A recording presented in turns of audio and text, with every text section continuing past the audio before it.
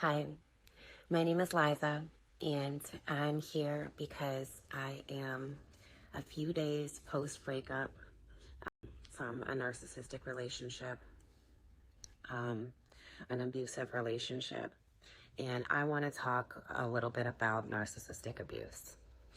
The reason I want to do this is because I want to make sure that anybody who may come across this video who may happen to be in this type of a relationship and either doesn't know it or is just starting to kind of open their eyes to it. I want to make sure that these people are validated in their feelings and their thoughts and their understanding of what is truly happening to them or to you. So if that's you, please stay tuned. I will do a series of these videos where I discuss various traits of narcissistic abuse and narcissistic partners. So, stay tuned for those. I'll continue to post videos whenever I have time to talk about my own personal experience and the research that I have done over many years now. And even though I stayed in the relationship a lot longer than I should have, I think that's true for a lot of us. So I want to share my experience and also the knowledge that I've gained. So maybe to be able to help somebody who is in a similar situation or in a position that I was in years ago before I even knew what was happening to me. The last video I talked about paranoia as a major red flag trait in a narcissistic relationship. The next trait I would like to explore is laziness. Laziness in conjunction with a hero complex. Because these things are really contradictory and kind of baffling when you're observing them. And if you do observe both of these things happening in your partner in conjunction with, the other traits that we're going to discuss, you are most likely in a narcissistic relationship. So, laziness. What I mean by this is narcissists are pretty lazy people. They, in my experience, my partner did not want to do anything but play video games and sleep. Everything else felt like it was a performance, right?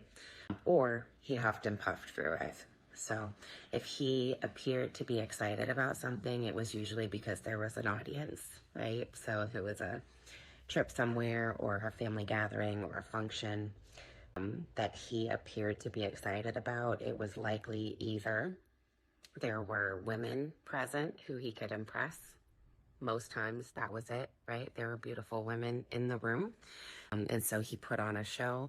Or there were other people who he could impress, right? We'll talk about flying monkeys, the family of narcissists and how they enable and are kind of the sidekicks and supporters of the narcissist's BS, right? Those are all people who the narcissist wants to continue to impress. They do it in small doses and they do it because they can't keep it up, right? Because they're lazy. So they do it in public settings, at parties, at family gatherings and things like that. They steal the show. They're very likable. They're very outgoing, especially the covert narcissist. They are the complete opposite of the way they are at home when they're in public. And you're sitting there going like, where's all this energy coming from? Because when they're at home, all they do is sleep and play video games and eat burgers or whatever it may be, right?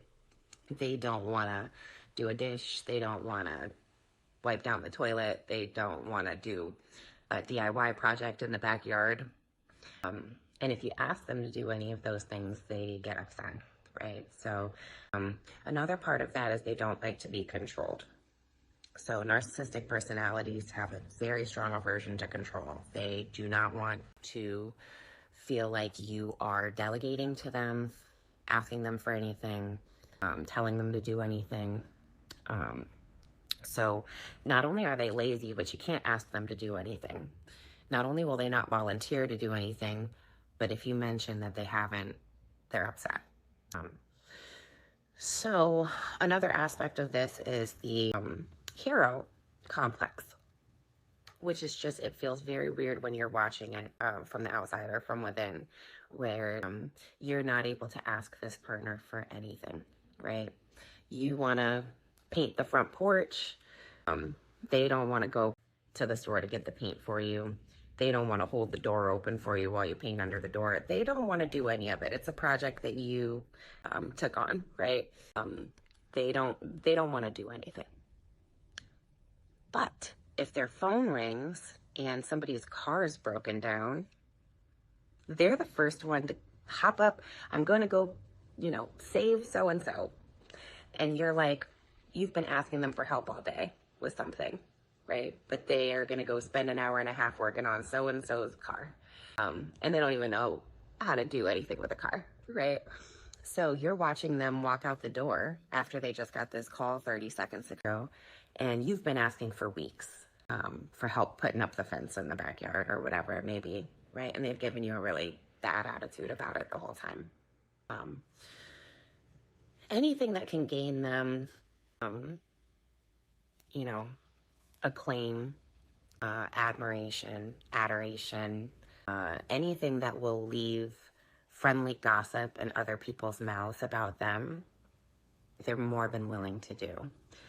The thing is, they don't care about how you feel. And they've done such a good job impressing everyone else, all of the people that they just have to microdose, that they can mistreat you in that way because everyone else goes, what do you mean? They're so helpful.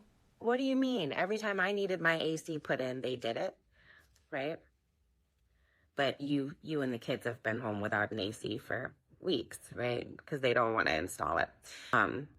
So it's things like that. And sometimes it can be really extreme. Like my partner donated bone marrow. He did underwent a bone marrow transplant for a family member, which actually put his life at risk. He almost died. He got an infection. And I remember thinking, and this was a family member who meant a lot to him, and it was obviously a really grand gesture and a really great thing to do. But I just remember thinking, it feels weird how much praise this act elicits, right? He was getting a lot of praise from every angle, obviously, for doing this procedure. And it kind of made me feel funny inside because I know he wouldn't do the same thing for me as his long-term partner of 10 years. There's no way he would have given his bone marrow for me, And then they'll weaponize that because if you say to them, well, I just feel a little bit funny that you went over to your mom's house and hung up her blinds when I've been asking for help with this, project for 4 days straight, and they'll go, well, don't do that. Don't, compare yourself to my mom. Don't, your hatred for my mom has nothing to do with anything, and they'll flip it on you, right? And it's not that you hate their mom, it's that they always put their mom before you, or they always put their fourth cousin's wife ahead of you, right? Whenever they ask for something and they don't do anything to make you feel appreciated and loved and like you have a partner.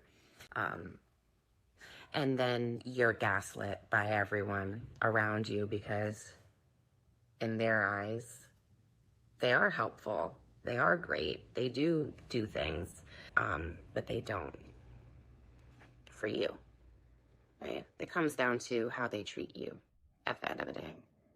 So those are both red flags. If you have a partner who's very lazy, you can't ask them for help. Every time you ask them for help, it becomes about you and all of the things that you have gotten yourself into, as if they're not, you know, the parent of the children, you know, the other parent of the children who have needs, or the other, you know, homeowner in the house.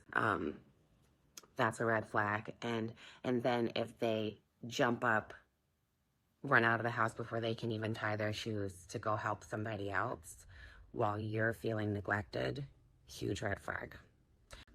Okay, I will be back again with another video, or a few. Okay, see you soon.